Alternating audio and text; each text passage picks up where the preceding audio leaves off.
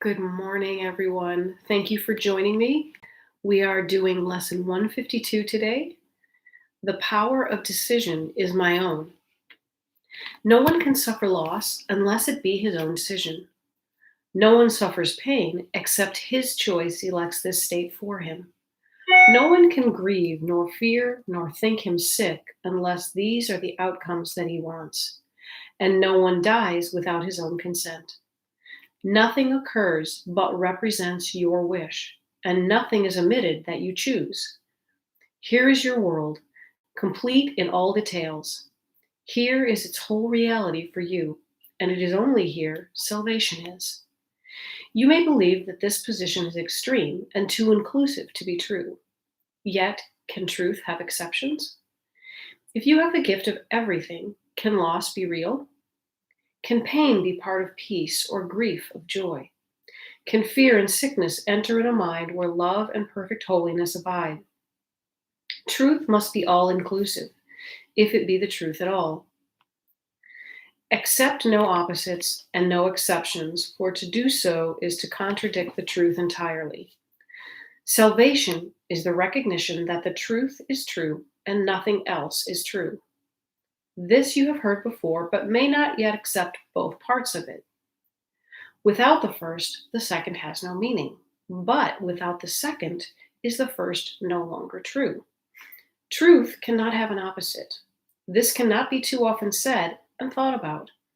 For if what is not true is true as well as what is true, then part of truth is false. And truth has lost its meaning. Nothing but the truth is true, and what is false is false.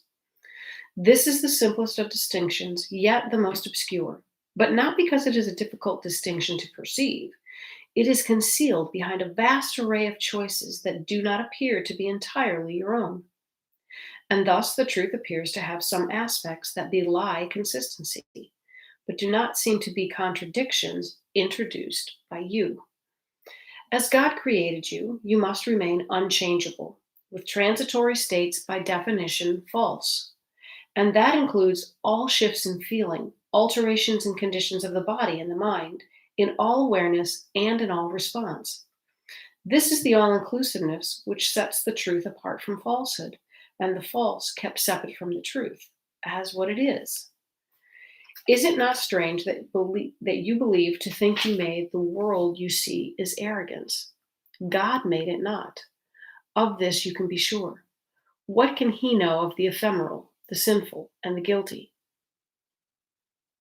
Within a body that must die, you but accuse him of insanity to think he made a world where such things seem to have reality. He is not mad, yet only madness makes a world like this.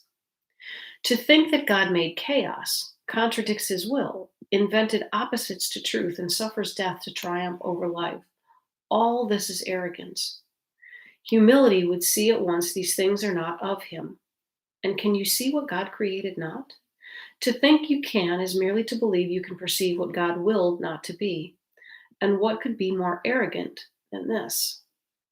Let us today be truly humble and accept what we have made as what it is. The power of decision is your own. Decide but to accept your rightful place as co-creator of the universe, and all you think you made will disappear. What rises to awareness then will be all that there ever was, eternally as it is now, and it will take the place of self-deceptions made but to usurp the altar to the Father and the Son. Today we practice true humility, abandoning the false pretense by which the ego seeks to prove it arrogant. Only the ego can be arrogant, but truth is humble in acknowledging its mightiness, its changelessness, and its eternal wholeness, all-encompassing, God's perfect gift to his beloved Son. We lay aside the arrogance which says that we are sinners, guilty, and afraid, ashamed of what we are, and we lift our hearts in true humility instead to him who has created us immaculate, like to himself in power and in love. The power of decision is your own, and we accept of him that which we are and humbly recognize the Son of God. To recognize God's Son implies as well that all self-conflicts have been laid aside and recognized as false.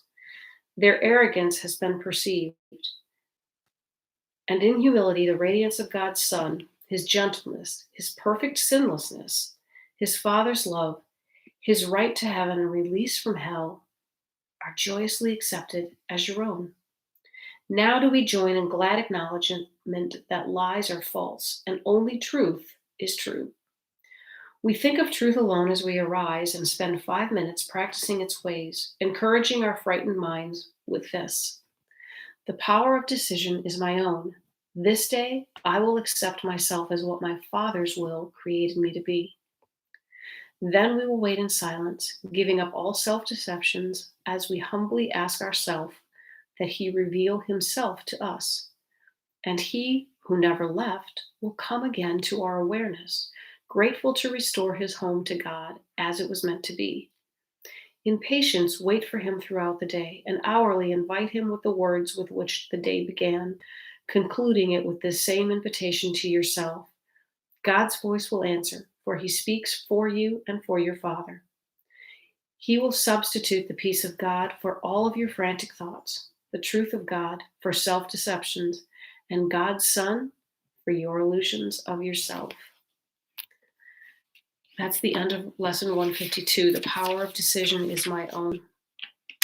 And this lesson really says the life that we are living is something that we concocted. And so when we are sick of the drama in our life, we have to understand that we made the drama in our lives.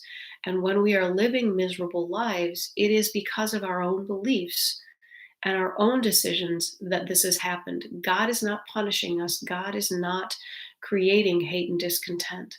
This world is not of God. And if we decide for God, we can begin to live a life even here where those illusions begin to fade. The truth is always true. And the only truth there is love. There is a lesson to ponder for a while. That's a hard one to wrap your head around. Okay, let's see what Tina Spalding's channeling say. You are blessed beings indeed. I am that one that you know as Jesus. This is a very powerful lesson, is it not? To accept that the collective and individual desires of all you have created in this chaos. To accept that the collective and individual desires of all of you have created this chaotic world rather than God. God did not create this world that you see. It is a world of separation. The default setting here is fear, isolation, and separation. That's why many of you have so much pain. It's why many of you feel abandoned by God. It is a world of projection, which means you believe God has abandoned you, but in truth, you abandoned God. This is projection. You accuse others of what you have done yourself. It is with a humble heart that we accept this teaching that we have created the chaos, we have created the pain, and we have created the suffering.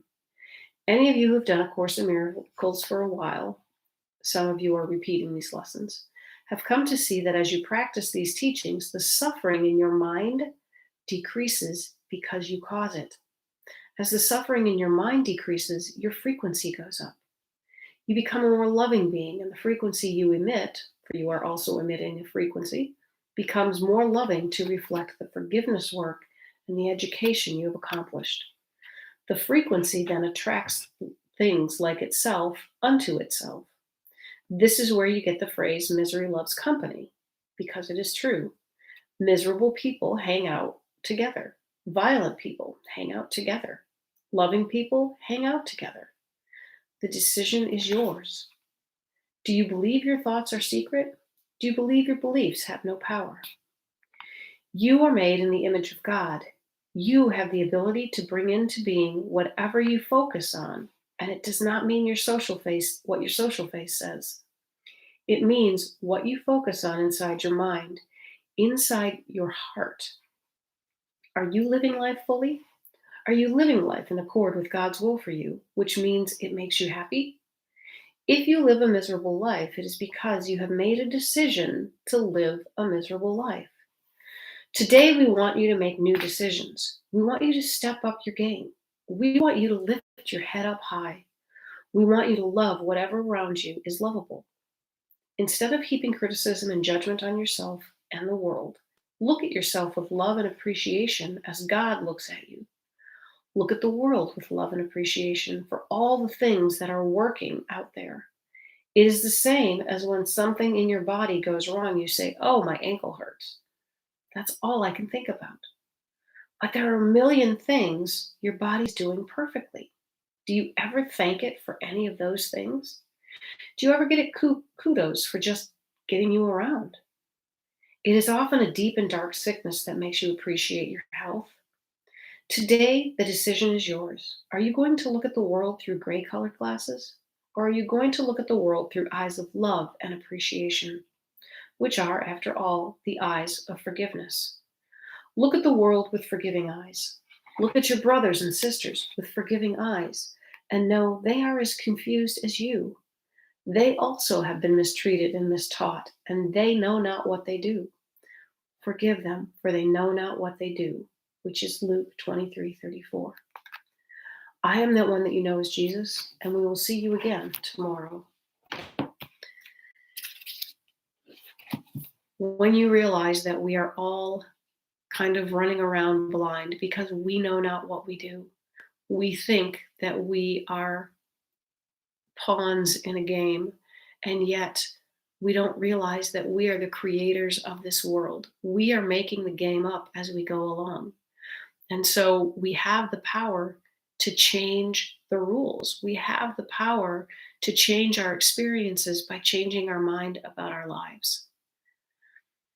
Begin to hang out with love, and you will be filled with more love.